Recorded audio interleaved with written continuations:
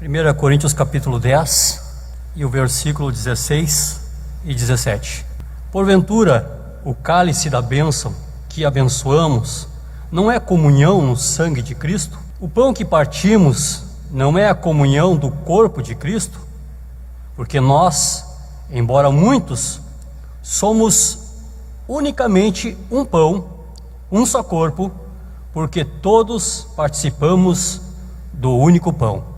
Quando Paulo, ele prega, ele fala esta palavra, ele está lembrando que sempre que nós sentamos à mesa para participar da ceia, é para lembrar que Cristo Jesus morreu na cruz do Calvário em nosso lugar. É para lembrar que nós temos comunhão espiritual com Cristo, e esta comunhão obrigatoriamente nos leva a ter comunhão uns com os outros. A palavra que nós estamos pregando é para todos. Qualquer pessoa que entrar por aquela porta, ela pode ouvir a palavra de Deus. A palavra é para todos. Sentar à mesa com Cristo é para aqueles que ouviram, que creram, que se tornaram uma nova criatura, que aceitaram Jesus Cristo. Então a koinonia, a comunhão, é importante que nós venhamos entender e meditar sobre isso. Algumas pessoas, elas não entendem. Nós estamos numa geração difícil, uma geração em que muitos cristãos entraram para a igreja por um convite, por convites de campanha, de avivamento, fora das escolas dominical, fora dos ensinos, e mantiveram um relacionamento superficial com a igreja. Estão na igreja e às vezes estão tão dispostos a abandonar a convivência por qualquer motivo, qualquer falta de oportunidade, de alguma coisa que não puderam fazer, alguém que não cumprimentou, alguém que não saudou, enfim, por qualquer coisa, porque não entendem o valor da comunhão, de andar junto. Toda a plenitude de Deus para a nossa vida, tudo que Deus tem para nós, se resume em andarmos juntos, em termos comunhão uns com os outros. Quantas famílias, quantas igrejas em dificuldade, em crises, porque não há comunhão, porque as pessoas não andam juntas, não aprenderam a ter comunhão. Então, quando o Senhor diz, lá em Mateus, em Marcos, no capítulo 16 e versículo 16, quem crer, a tua fé, ela te une espiritualmente com Cristo, e ainda segue dizendo, e for batizado, será salvo, porque a tua fé obrigatoriamente tem que nos remeter, tem que te remeter à comunhão com os irmãos. É lá na comunhão com os irmãos, é lá na comunidade que nós vamos nos batizar, que nós vamos passar por um discipulado. E o Senhor nos une, e quando Ele nos uniu, Ele já previu as nossas falhas. Todos nós, eu, você, estamos sujeitos a críticas de terceiros. Ninguém aqui é perfeito. Nós somos seres humanos, nós vivemos aqui a nossa fragilidade, a nossa humanidade, a nossa limitação. Nós somos colocados juntos para nos aceitarmos. Comunhão, ter em comum, é pegar tudo o que há na vida dos irmãos e que for comum para mim, e é nisso que eu vou focar. Não é nas diferenças, não é nos problemas, não é nas dificuldades, não é naquilo que eu acho certo ou não, é naquilo que é comum, aquilo que nos une, aquilo que nos fortalece, aquilo que nos leva mais próximo da palavra e da vontade de Deus. Quando eu aceito Cristo Jesus como meu Salvador, ele me remete, através do batismo, para uma vida em comunhão com os irmãos. E aqui, enquanto nós buscamos a bênção, enquanto nós buscamos as nossas necessidades, nós nos envolvemos com as nossas diferenças.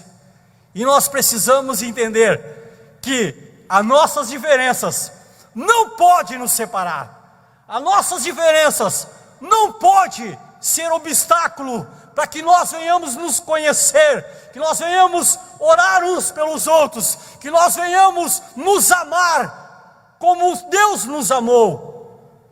E aí nós precisamos estar dispostos a isso. Há aqui um esforço humano, um esforço em querer fazer dar certo. Isso é normal na família, em qualquer lugar. Se eu tenho uma família e eu não quero fazer dar certo, eu não quero conviver, eu não quero acrescentar, não pode, vai criar crises.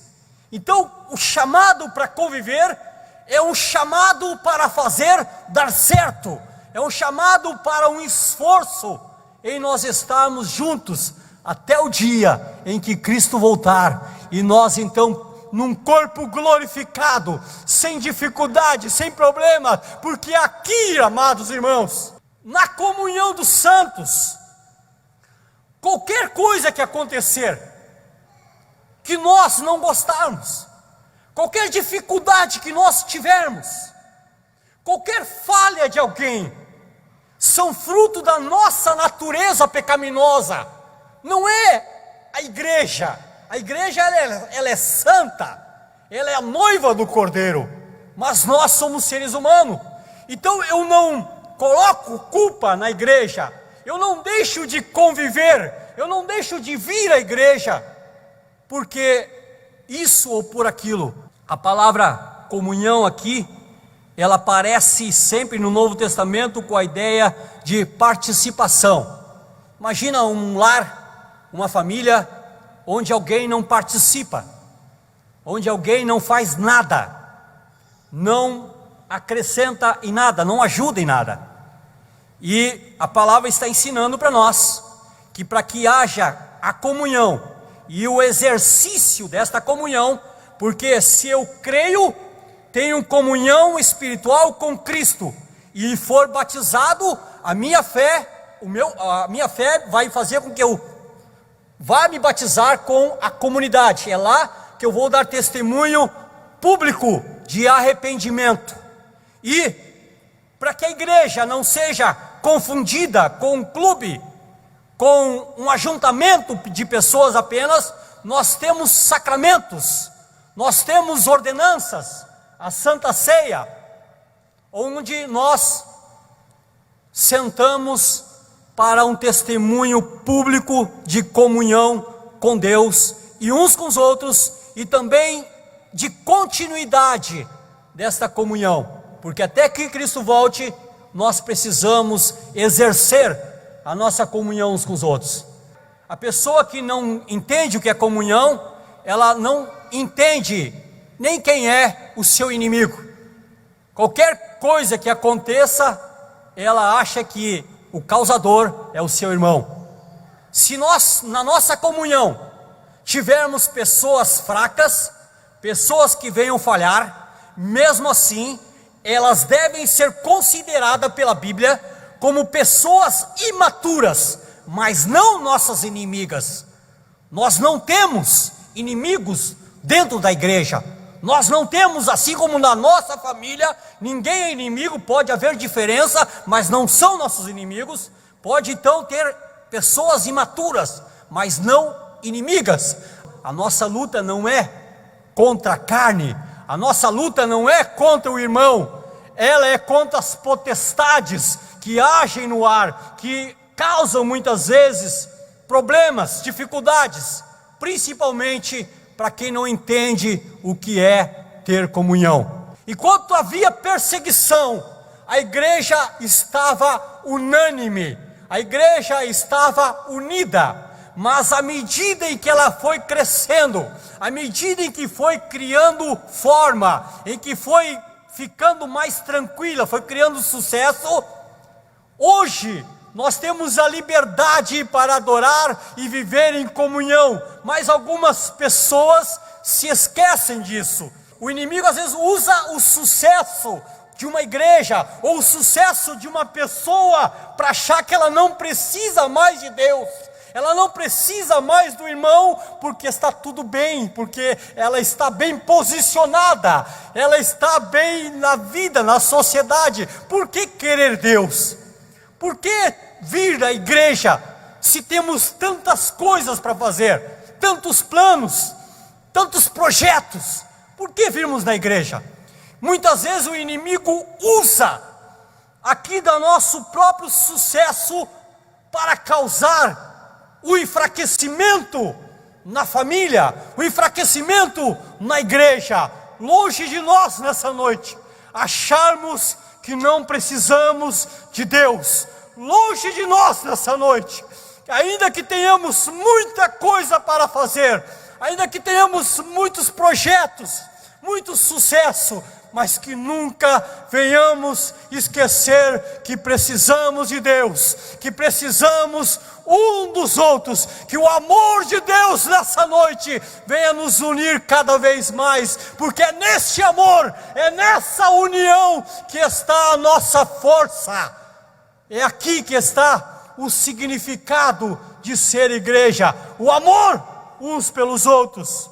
E aí não podemos nos sentir tão confortáveis ao ponto de acharmos que não precisamos mais de Deus.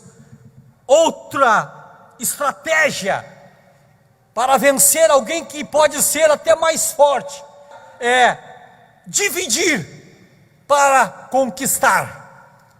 Você precisa, para conquistar aquele exército, dividi-lo. Nós não temos inimigos. As pessoas que estão aqui são nossos irmãos. As pessoas que estão aqui estão buscando a salvação, assim como nós. Têm o mesmo direito de orar, têm o mesmo direito de ouvir a palavra de Deus, tem o mesmo direito de ser abençoado. E assim como eu quero que Deus me abençoe, assim como eu quero que Deus estenda as mãos sobre a minha vida, eu também devo desejar que da mesma forma Deus abençoe o irmão, a irmã, o jovem, o idoso. Precisamos estar unidos. Qualquer coisa que nos divida vai fragilizar a nossa igreja, vai fragilizar a nossa comunhão com Deus, vai fragilizar a nossa casa.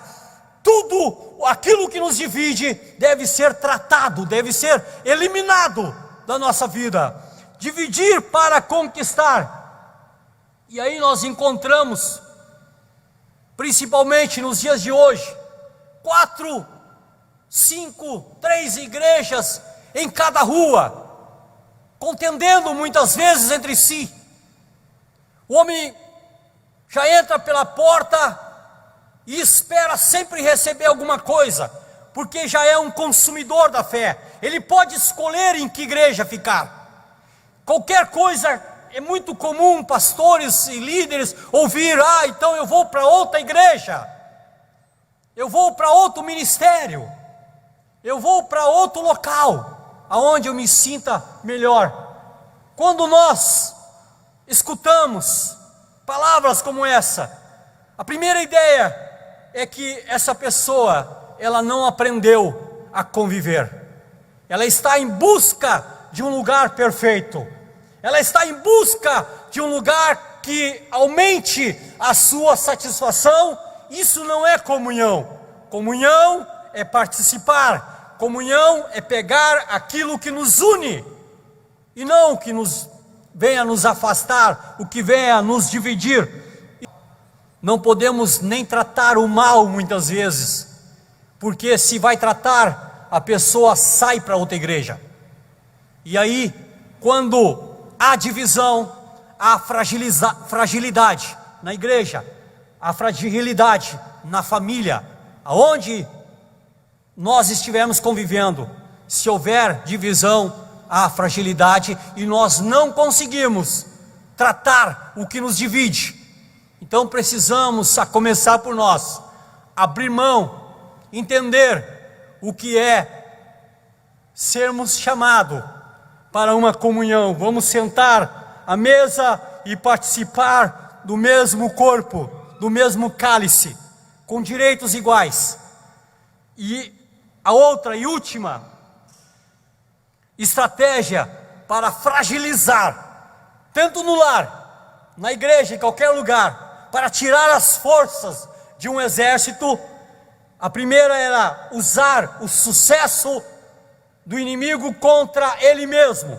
O segundo era dividir para conquistar. E o terceiro é seduzi-los com mentiras.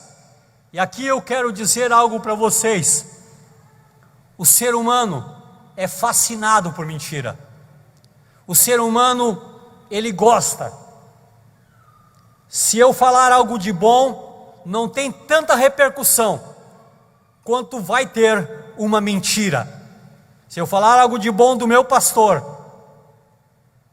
a repercussão não é tão grande como se eu falar mal dele. Infelizmente, o homem é fascinado por mentira, chama a sua atenção. Então, seduzi-los com mentira é outra estratégia para eliminar a comunhão, para afastar o convívio na família, na igreja. Mentiras contadas, mentiras espalhadas. E aqui, então, o autor diz: não precisa nem contar uma mentira, conte meias verdades. Quando você conta meia verdade, a pessoa vai se acostumando, pequenas mentiras, meias verdades, e ela vai perdendo a realidade das coisas.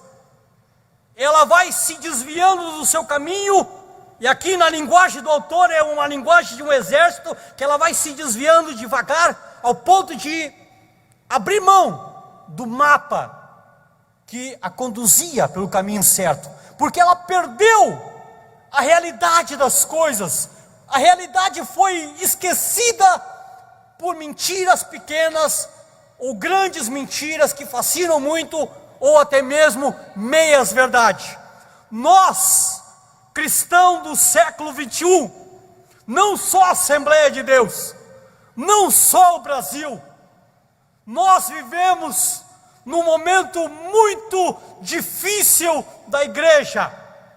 Nós temos só no Brasil, mais de 9, quase 10 milhões de cristãos que não querem mais viver em comunhão, não querem mais participar do mesmo cálice, do mesmo pão com seus irmãos, que acham que estar na sua casa, ouvir uma live enquanto lava uma louça, enquanto assiste uma novela, escuta uma pregação, para eles está bom, porque perderam a noção da realidade. Quando nós escutamos uma pessoa dizer: nós somos a igreja, nós não precisamos de templo e de comunhão com os irmãos para ser cristão. Aqui nós não temos uma mentira, nós temos meia verdade. Essas meia verdade nos tira da nossa realidade completa. Há uma descrição completa na Bíblia do que é ser igreja. Ser igreja, aceitar Cristo, estar unido com Ele através da fé. Ser igreja é viver em comunhão com os irmãos através do batismo. Ser igreja é o esforço de continuar na comunhão através da Santa Ceia.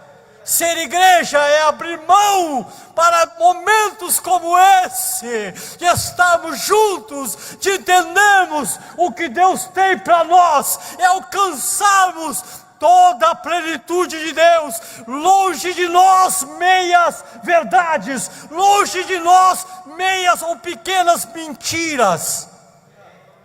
quando nós entendemos o que é comunhão, o nosso exército não terá fragilidade. A nossa família, quando entrar por aquela porta, vai encontrar aqui um corpo saudável, um corpo fortalecido, que pregue a palavra, que cante pela palavra, que se amem e se converterão e aceitarão Cristo como Salvador das suas vidas, porque encontram uma igreja saudável, unida, estando caminhando juntos até o dia em que nós seremos então arrebatados pelo Senhor. Agora, se nós deixarmos que a fragilidade, que as dificuldades nos envolvam e nos separem, a nossa família, quando entrar por aquela porta, não verá em nós sinceridade. Havia uma tribo no Congo em que os nativos estavam sendo dizimados, estavam morrendo. Morria mulheres, homens guerreiros, crianças, curandeiros.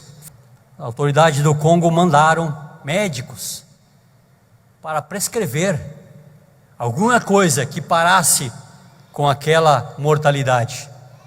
Só que eles encontraram uma dificuldade, porque no momento em que eles viram que o causador daquelas mortes era os hábitos alimentares daquela tribo, eles prescreviam algumas dietas e alguns remédios, mas a tribo não ouvia quem eles não conheciam, eles não ouviam a estranhos, e assim os médicos não tinham êxito, até que um dos médicos resolveu ficar um pouco mais com eles, não para prescrever nada, mas para conviver. Passou a participar de uma mãe que chora, de um filho que está doente, participar dos problemas daquelas pessoas que estavam à sua volta, e ele foi ganhando a confiança, ele foi conquistando aquelas pessoas.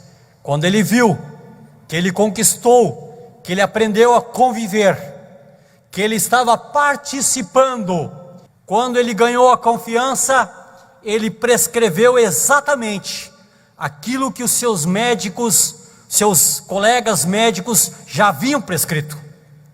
E aquela tribo então, por ser uma pessoa de confiança, atenderam e estancou, parou aquela mortalidade. Se nós aprendermos a conviver, se nós aprender a nos amar, o amor de Deus, Ele vai nos unir. Nós vamos aprender, nós vamos nos conquistar uns aos outros.